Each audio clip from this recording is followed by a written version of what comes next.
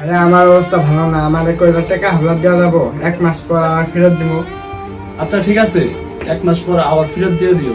আচ্ছা নাও।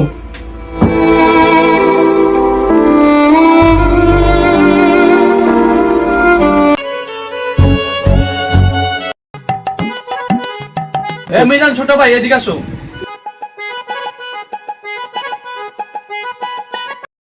তোমার তো টাকা তো 1 মাস পর ফেরত দেওয়ার কথা ছিল, কই দিলা?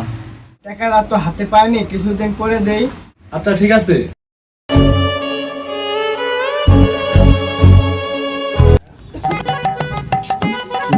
ছোট ভাই, তোমার তো টাকাটা তো কিছুদিন পর দেওয়ার কথা ছিল, দিলে না তো?